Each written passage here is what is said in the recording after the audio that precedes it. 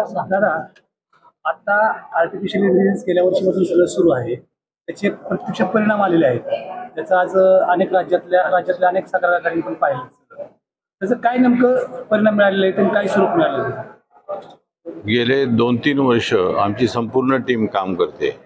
म्हणजे डॉक्टर जावकर साहेब असतील किंवा मायक्रोसॉफ्टचे जे काही इंजिनियर आहेत आणि आमची इथली जी सर्व नलवडे सर आणि सर्व त्यांची टीम गेले 2-3 वर्ष जेव्हा काम करते आणि यावेळी पहिल्यांदा ऊसाचे रिझल्ट आलेले आहेत. ऊस जवळजवळ 12 महिन्याचं पीक आहे. थोडासा गेल्या वर्षी आम्ही थोडा उशिरा ऊस लावला होता. असं असताना सुद्धा, कारण ऊस हे पीक कमीत कमी 12 महिने किंवा 14 महिन्याच्या पुढे गेल्यानंतरच साखर कारखान्याला देण्याचं योग्य होतं.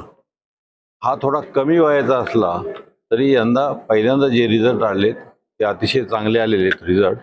आणि मला असं वाटतं की हे जे AI टेक्नॉलॉजी जी आम्ही ऊसावर वापरली आता ती चांगल्यापैकी सक्सेस झालेली आहे आणि इथून पुढं आपल्याला अजूनही चांगल्या प्रकारे सक्सेस होईल आणि मोठ्या प्रमाणात हे आपल्याला ही टेक्नॉलॉजी महाराष्ट्रात द्यायला पाहिजे आणि तिथल्या साखर कारखान्यांनी त्याचा वापर केला पाहिजे.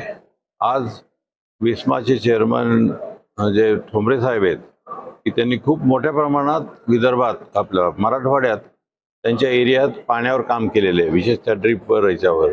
आणि एक अभ्यासक म्हणून त्यांचा एक चांगला नावलौकिक आहे. त्यांनी इथं आज कार्यशाळा लावली आणि मला वाटतं यातून आता आजपासून या टेक्नॉलॉजीची म्हणजे लोकांच्यात टेक्नॉलॉजी नेण्याची काम आजपासून सुरू होईल. किती साधारणपणे उत्पादन मिळालेलं आहे जे प्रयोग घेतलेले आहेत त्यामध्ये, आणि AI न घेतल्या ठिकाणी कशा स्वरूपाचे थोडंसं बोला.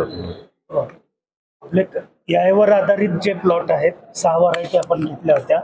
6 व्हरायटीचा यील्ड 104 पासून 150 टन प्रति एकर आहे. आणि नॉन AI जे प्लॉट आहेत आपले ट्रॅडिशनल कल्चर पद्धतीनं जे आपण हे करतो त्याचं उत्पादन जे आहे ते 48 टन पासून 68 टन. त्यामुळे आपण बघतो की दुपटीनं आपल्याला हा AI वर आधारित जो प्लॉट आहे त्याचं उत्पादन मिळालं आहे. परंतु आपण शेतकऱ्यांना जे आता तंत्रज्ञान देणार आहे 30% तरी त्यांच्या उत्पादनात वाढ होईल अशी अपेक्षा आपण कमीत कमी व्यक्त करतोय. आणि त्याचे दादा म्हणाले तसं हे जास्तीत जास्त शेतकऱ्यांपर्यंत प्रसार करण्यासाठी आम्ही आता सज्ज झालो. बऱ्याच वेळा छोटे प्लॉट असले की शेतकऱ्यांचा विश्वास जरा कमी बसतो. असं असलं तरी इथं माळेगावचे जे तावरे खूप पूर्वीपासून ट्रस्टला ते सतत सोबत असतात आणि त्यांचा जो ऊस आम्ही बघितला आणि त्याचं जे ऊसाचं जे वजन असतं ते कांड्यांवर असतं. तर ते मी बघितल्यानंतर त्या कांड्या इतक्या एकसारख्या आहेत आणि खूप मोठ्या उंच आहेत. त्यामुळे माझ्या मते पुढच्या वर्षी जेव्हा तो 12 महिन्याच्या पुढे जाईल तेव्हा त्याचे रिझल्ट अतिशय उत्कृष्ट असतील. कारण आत्ताच तो 6 महिन्याचा जरी असला ऊस तरी तो दिसताना 8-9 महिन्याचा दिसतो. ही टेक्नॉलॉजी म्हटलं की खर्च मोठ्या प्रमाणात येतो. तुम्ही आता 1000 शेतकऱ्यांना पायलट प्रोजेक्ट करता. सर्वसामान्यांना शेतकऱ्यांना परवडणार साधारण याचा आर्थिक गणित कसं असेल काय सांगा या संदर्भात? एकरी खर्च किती आहे, शेतकऱ्यांनी घ्यायचं असेल तर कुठून घेऊ शकतो? ते कुठली टेक्नॉलॉजी नवी असते थोडीशी ती कॉस्टली वाटते शेतकऱ्याला.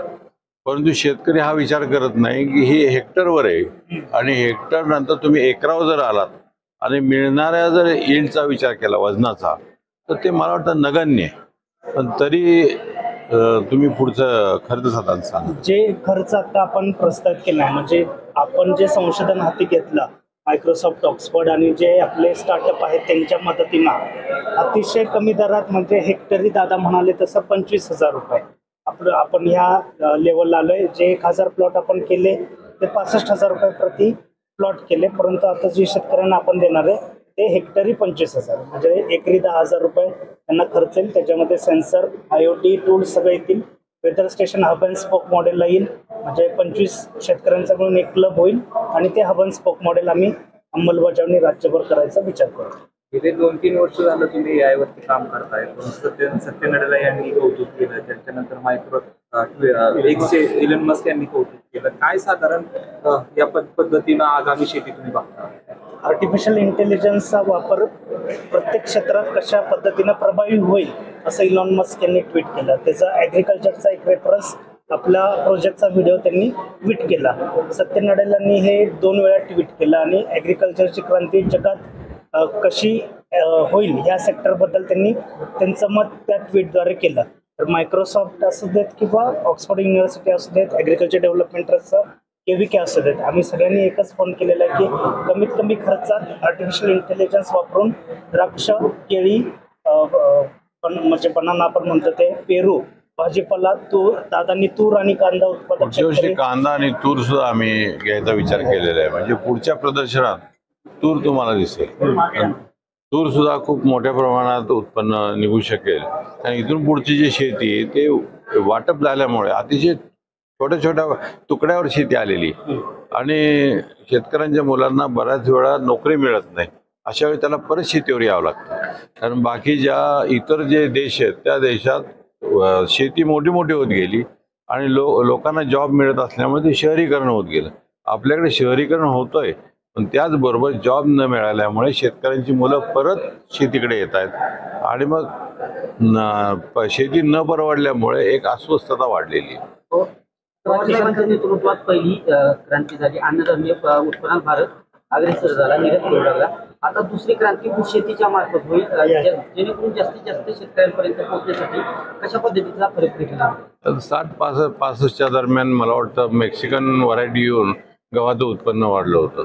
40 सालाच्या दरम्यान आप्पासाहेब पवार या संस्थेचे चेअरमन त्यांनी इस्रायलला जाऊन ड्रीप इरिगेशन त्यांनी पाहिलं आणि इथं येऊन त्यांनी देशी बनावटीचं जे ड्रीप इरिगेशन आहे ते भवरलाल जैन यांना विनंती करून त्यांनी ते देशी बनावटीचं ड्रीप त्यांनी तयार केलं आणि मोठ्या प्रमाणात ड्रीपची क्रांती झालेली आहे.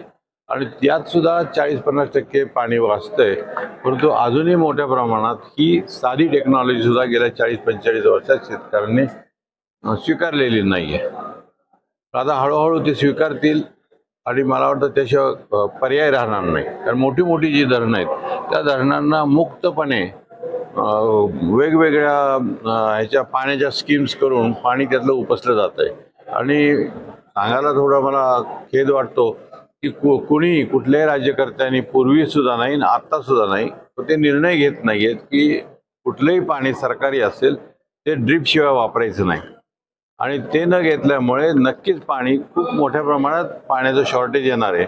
आणि अशा वेळी मला वाटतं ही टेक्नॉलॉजी आपल्याला मदत केल्याशिवाय राहणार नाही. राज्य सरकारनं 500 कोटी तरतूद केलेली आहे यायच्या.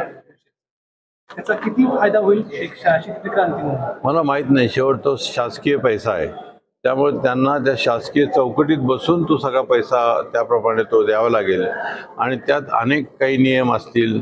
ते नियम पुरे करत करत त्यांना तो पैसा शेतकऱ्यांपर्यंत द्यावा लागेल. पण तो आता मला माहीत नाही. त्यांना बसून त्यांना ते ठरवावं लागेल. तुम्ही अनेक वर्ष झालं शेतीमध्ये काम करता आहात.